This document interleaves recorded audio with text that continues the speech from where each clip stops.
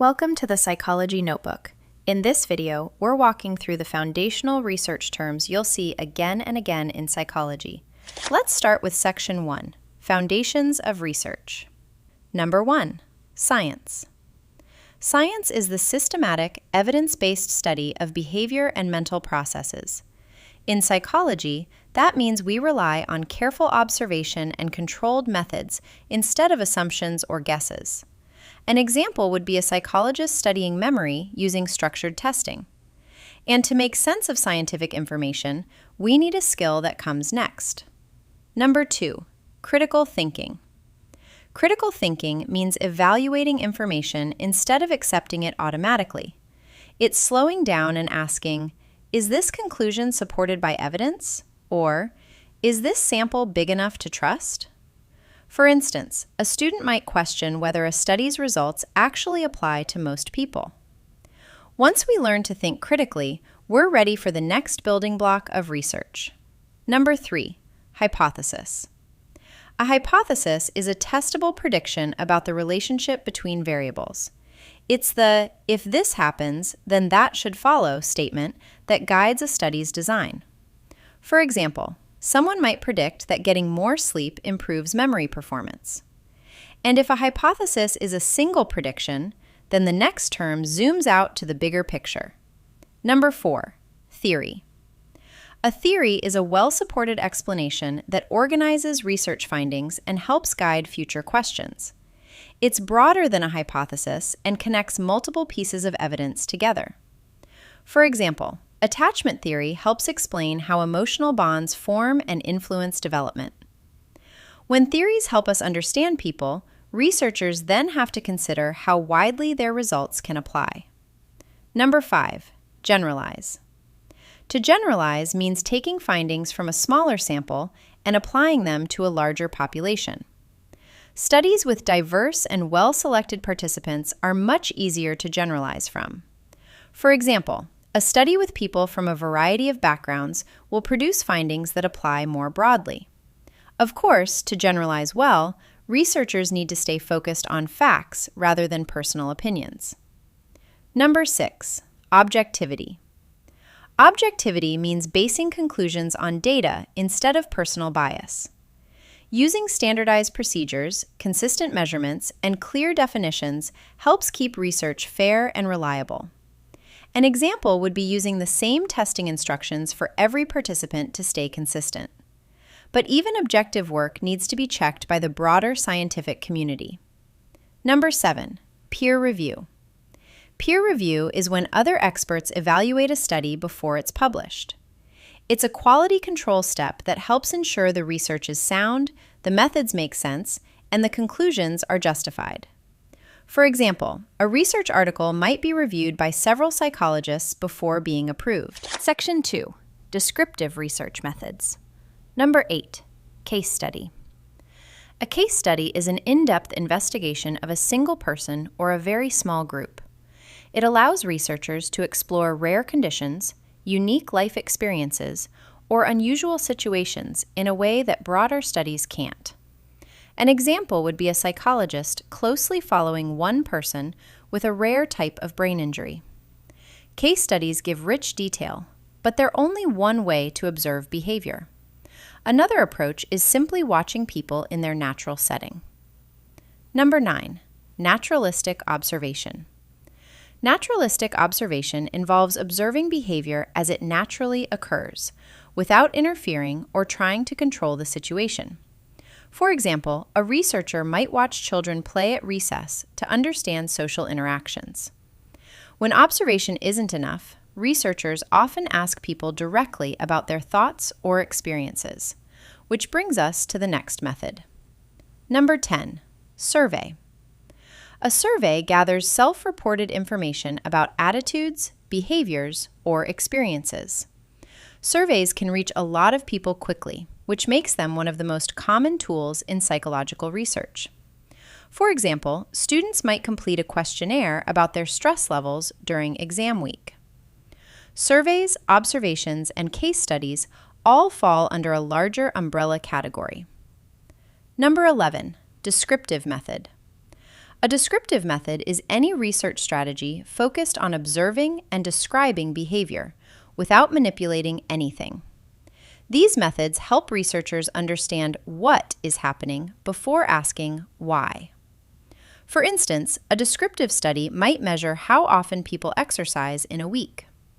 Sometimes researchers want to compare groups, not just individuals, and that's where different study designs come in. Number 12, cross-sectional study. A cross-sectional study compares different groups at one single point in time. It provides a snapshot across ages, cultures, or any other groups of interest. For example, researchers might compare teenagers and adults to see how often they use social media. But what if researchers want to understand how the same people change over time? Number 13, longitudinal study. A longitudinal study follows the same individuals for months, years, or even decades. This method shows how people grow, develop, and change. For example, a study might track reading skills from age 5 to 15. Longitudinal work is powerful, but it takes time, so researchers sometimes blend methods to get the best of both worlds. Number 14, mixed longitudinal design. A mixed longitudinal design combines both cross-sectional and longitudinal approaches. Researchers follow multiple age groups for several years, which allows them to see group differences and developmental change at the same time. For example, children, teens, and adults might all be followed for a few years to compare their progress. Section 3, experimental research methods. Number 15, experiment. An experiment is a study where researchers actively manipulate variables to identify cause and effect. Instead of just observing behavior, experiments help answer the question, does this actually make a difference? For example, a researcher might test whether music improves focus. And once we talk about manipulating something, we need to define what exactly is being changed. Number 16, independent variable. The independent variable is the variable the researcher intentionally manipulates. It's the thing being changed to see what impact it has. For example, participants might receive different amounts of caffeine. But if the independent variable is what we change, the next term is what we measure. Number 17, dependent variable. The dependent variable is the outcome being measured to see how it responds to the independent variable. For example, a researcher might measure reaction time after someone drinks caffeine. Once variables are defined, experiments need groups to compare. Number 18, control group. The control group does not receive the experimental treatment. They're used as a baseline to see what would happen without the intervention. For example, the control group might drink water instead of caffeine. And of course, there has to be a group that does receive the treatment. Number 19, experimental group. The experimental group receives the treatment being tested. This group lets researchers see whether the manipulated variable actually creates change. For example, this group might drink caffeine before taking a memory test. But to make comparisons fair, people need to be placed into groups in a way that reduces bias. Number 20, random assignment. Random assignment means participants are placed into groups by chance rather than choice. This method helps balance out individual differences and makes the groups comparable. For example, a computer might randomly assign participants to the control or experimental group. Even with random assignment, other factors can still sneak in, which leads to the next term. Number 21, confounding variable. A confounding variable is an outside factor that unintentionally affects the results. If it's not controlled, it can make it unclear what really caused the outcome. For example, Stress levels might influence performance on a test, even if caffeine is the variable being studied. And sometimes, a third factor can make two variables appear connected when they aren't. Number 22, third variable. A third variable is a separate factor that explains a correlation between two variables. It creates the illusion of a relationship that doesn't actually exist. For example, ice cream sales and drowning incidents both increase during hot weather. The heat is the third variable. To reduce bias and expectation effects during experiments, researchers often use a more controlled approach. Number 23, double-blind procedure. A double-blind procedure means neither the participants nor the researchers know who receives the treatment. This prevents expectations from influencing results. For example, many medication studies use double-blind methods, which brings us to one final tool used to control expectations. Number 24, placebo. A placebo is an inactive treatment used to control for the power of expectation. When people believe they're receiving something real, their expectations alone can influence outcomes. For example, someone might receive a sugar pill instead of actual medication.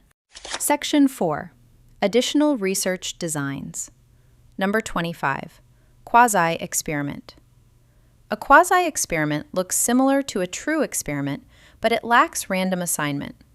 Researchers still compare groups, but those groups already exist naturally, which means there's less control over differences between them.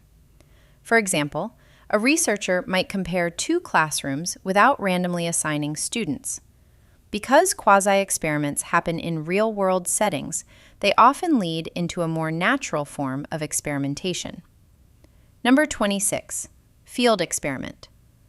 A field experiment is conducted in a real-life environment rather than a lab. Researchers still manipulate variables, but the setting is natural, which can make the results more realistic. For example, someone might test whether a specific sign increases recycling in a park. And sometimes, researchers don't manipulate anything at all. They simply observe events that nature creates for them. Number 27. Natural experiment. A natural experiment studies naturally occurring events as if they were manipulations. The researcher observes how a real-world change affects people. For example, comparing stress levels before and after a hurricane. But not all studies happen in unpredictable settings. Many take place in controlled environments with tight oversight. Number 28. Laboratory experiment. A laboratory experiment happens in a controlled setting where researchers can manage variables very precisely. This control makes it easier to isolate cause and effect. For example, a memory test might be run in a quiet computer room with consistent lighting and instructions. And once researchers choose their environment, they also have to choose how participants will be assigned across conditions. Number 29. Independent measures design. In an independent measures design, each participant experiences only one condition of the study. This avoids practice effects because people don't repeat tasks. For example, one group receives caffeine, while a completely separate group does not. But sometimes researchers want each person to experience every condition. Number 30. Repeated measures design. Repeated measures design means the same participants experience all conditions. This allows each person to serve as their own comparison, reducing the impact of individual differences. For example, participants might take a test both with caffeine and without caffeine. And when researchers want to combine the strengths of both methods, they can take a different approach. Number 31. Matched pairs design. Matched pairs design involves pairing participants based on key characteristics, such as age, GPA, or skill level, and then assigning each pair into different groups. This helps keep the groups similar while still avoiding repetition effects. For example, two students with similar GPA scores might be placed into separate experimental groups. Section 5.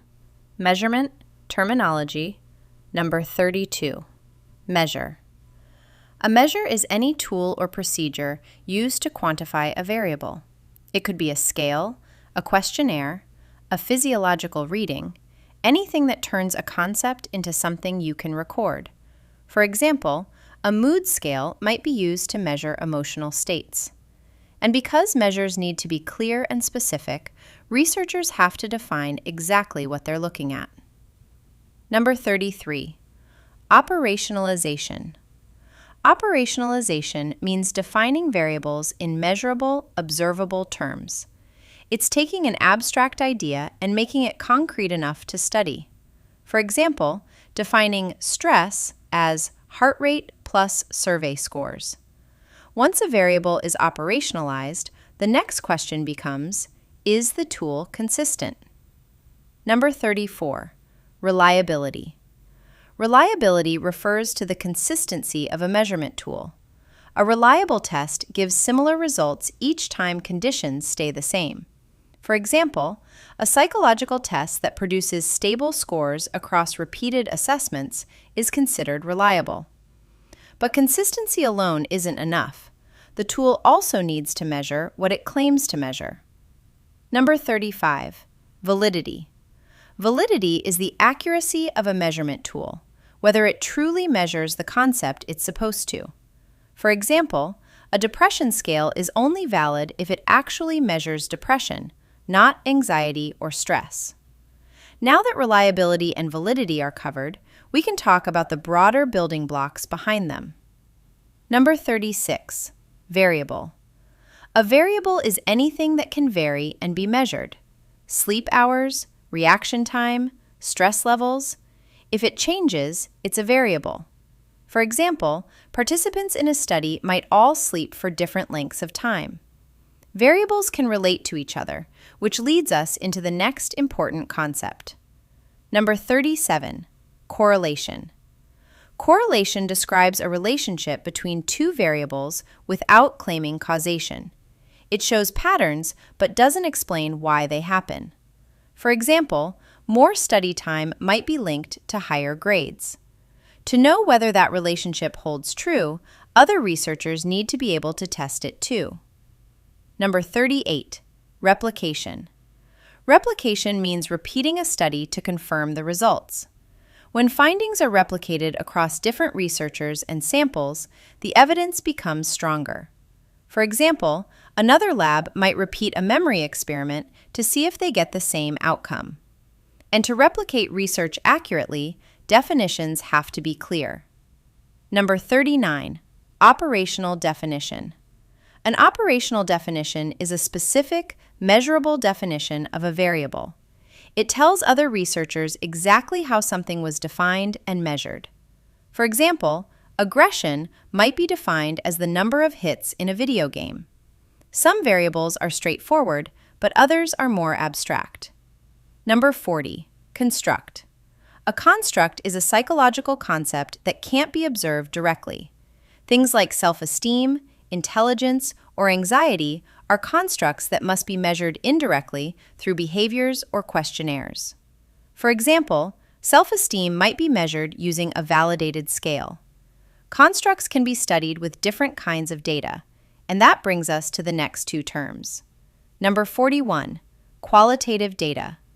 Qualitative data is descriptive, non-numerical information. It captures experiences, emotions, and perspectives in words rather than numbers.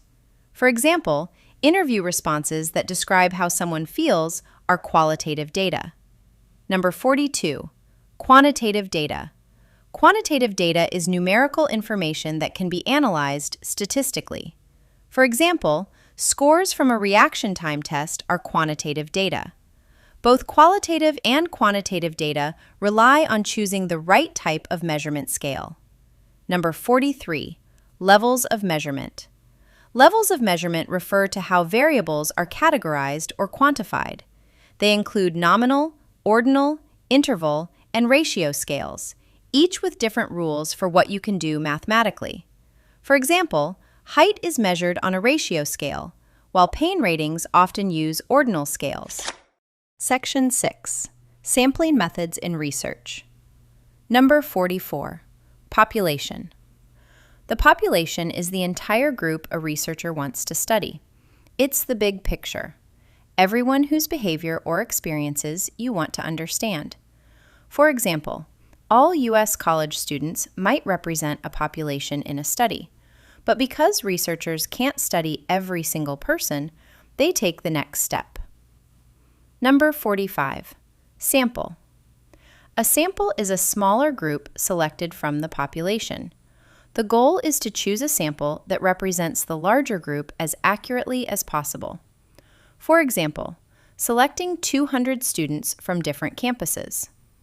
And one of the strongest ways to build a representative sample is through random selection.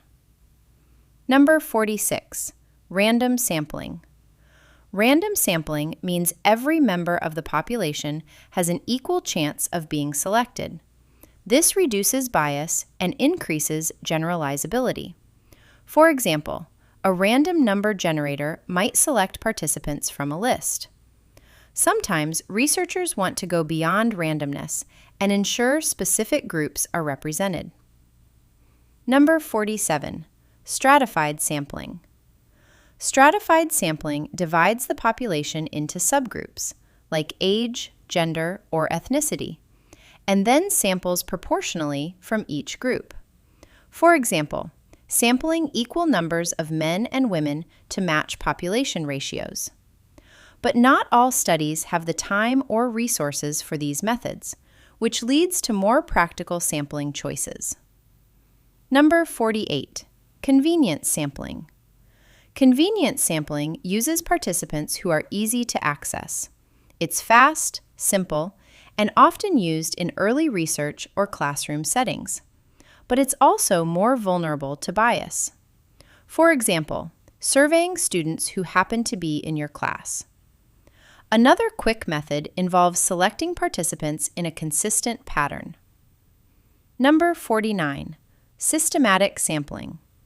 Systematic sampling selects every NTH person from a list, like every 5th or every 10th name. It's structured but still straightforward to use. For example, a researcher might choose every 5th student on a roster, and sometimes entire groups, rather than individuals, are sampled. Number 50. Cluster sampling. Cluster sampling randomly selects whole groups, or clusters, instead of individual participants. It's often used in schools, communities, or large geographic areas.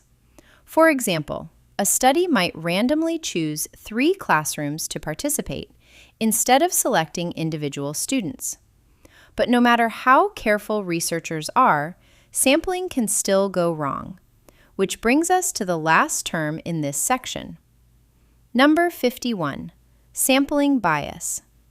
Sampling bias occurs when the sample doesn't represent the population. This can distort results and limit how far researchers can generalize their findings. For example, only surveying morning students could lead to biased conclusions about the whole campus. In psychological research. Number 52. Informed consent. Informed consent means participants must be told the purpose of the study, what they'll be asked to do, and any potential risks or rights they have. It ensures people are choosing to participate willingly and with full understanding. For example, a consent form might explain what data will be collected and how it will be protected. Once someone agrees to take part, researchers also have to safeguard their information. Number 53. Confidentiality. Confidentiality means protecting participants' private information. Their identities, responses, and personal details must be stored securely and shared only when appropriate. For example, researchers might remove names from datasets to keep information private. But sometimes confidentiality isn't enough. participants may need an even stronger guarantee. Number 54, anonymity. Anonymity means participants cannot be identified at all, even by the researcher. Their data has no name, ID number, or any detail that links back to them. For example, participants might provide responses without any personal information attached. Occasionally, though, researchers can't fully reveal the purpose of the study until afterward, and that's where the next ethical concept comes in. Number 55, deception. Deception involves intentionally withholding certain details from participants when it's necessary for the integrity of the study, but only when it's ethically justified. For example, a researcher might temporarily hide the full purpose of a social experiment to prevent biased behavior. Whenever deception is used, researchers must follow up with an important final step. Number 56, debriefing. Debriefing happens at the end of a study, especially when deception was involved. The researcher explains the true purpose of the study, answers questions, and ensures that participants leave feeling informed and respected. For example, after a study ends, participants might be walked through the actual goals and methods used. And behind all of these ethical protections, there's an oversight system, making sure research stays safe and responsible. Number 57, IRB/Ethics Board. The IRB, or Institutional Review Board, is a committee that reviews research proposals to make sure they meet ethical standards. Nothing involving human participants can begin without their approval. For example, researchers submit detailed study plans to an IRB for review before collecting any data. 8. Descriptive statistics. Number 58. Mean. The mean is the arithmetic average of a data set. You calculate it by adding all the scores together and dividing by the number of scores. For example, test scores might be summed and then divided to find the average. But averages don't always tell the whole story, which is why we also look at the center of a distribution in another way. Number 59, median. The median is the middle score once all the numbers are arranged in order. It's especially helpful when outliers could distort the mean. For example, in the set 1, 3, 5, 7, 9, the median is 5. And while the median shows the middle point, another measure shows the most common value. Number 60, mode. The mode is the score that appears most frequently in a data set. It can have one value, multiple values, or none if no number repeats. For example, if the number 8 appears more than any other score, 8 is the mode. Now that we've covered central tendencies, we can look at how spread out the data is. Number 61, standard deviation. Standard deviation measures how much scores vary from the mean. A large standard deviation means the data is more spread out, while a small one means scores are closer together. For example, a wide range of test scores would result in a larger standard deviation. And many real-world variables form a very specific pattern of distribution. Number 62, normal distribution. A normal distribution is a symmetrical, bell-shaped curve where most scores cluster around the average. Many natural traits, like height, tend to form this pattern. For example, most people fall near the middle, with fewer at the very high or very low ends. These tools form the core of describing what data looks like, which brings us to the final term in this section, number 63, descriptive statistics. Descriptive statistics are the methods used to summarize and organize data. They help researchers see patterns before moving on to deeper analysis. For example, graphs or summary tables can show how scores are distributed. Section 9. Inferential Statistics. Number 64. Inferential Statistics. Inferential statistics allow researchers to draw conclusions that go beyond their immediate sample. Instead of just describing what happened, these methods help determine whether results are meaningful or due to chance. For example, a researcher might use a t-test to see whether two groups differ significantly. And to make those judgments, we start with a baseline assumption. Number 65. Null hypothesis. The null hypothesis states that there is no effect and no difference. It acts as the default position that researchers try to test against. For example, a study might begin with the assumption that caffeine has no impact on reaction time. Once we have the null, we need a way to evaluate whether our results challenge it. Number 66. Statistical significance. Statistical significance is the likelihood that results are not due to chance. If the probability is low enough, researchers may reject the null hypothesis. For example, a p-value below 0.05 is often considered statistically significant. And that p-value is the next key piece of inferential statistics. Number 67. P-value. A p-value represents the probability that the study's results happened by chance. Lower p-values indicate stronger evidence against the null hypothesis. For example, a p-value of 0.03 suggests the results are unlikely to be random. But even when something is significant, researchers want to know how big the effect actually is. Number 68. Effect size. Effect size shows the magnitude of a difference or relationship. While significance tells us if an effect exists, effect size tells us how strong it is. For example, Cohen's d can show whether a treatment effect is small, medium, or large. And sometimes researchers also want to estimate where the true value likely falls in the population. Number 69. Confidence interval. A confidence interval gives a range of values within which the true population value is likely to fall. A common example is the 95% confidence interval. For example, a 95% CI might show the likely range of average reaction times in a population. Finally, no study is complete without understanding two common statistical mistakes.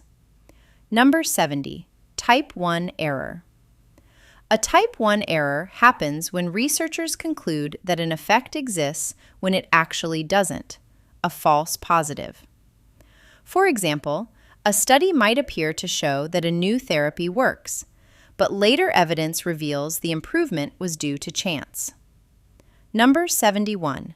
Type 2 error. A type 2 error occurs when researchers fail to detect a real effect, a false negative. For example, a study might conclude that a medication doesn't help, even though it truly does. And when we test the null hypothesis, we're always comparing it to the final concept in this section. Number 72. Alternative hypothesis. The alternative hypothesis states that there is a real effect, difference, or relationship between variables. It represents the researcher's prediction and is tested against the null. For example, caffeine improves reaction time would be an alternative hypothesis. And that wraps up our walkthrough of the essential research terms in psychology. If you want to keep building your psych vocabulary, I also have a full video on 121 psychological terms every student should know. It's a great next step, especially if you're preparing for exams or just strengthening your understanding. Thanks for learning with me today, and I'll see you in the next video.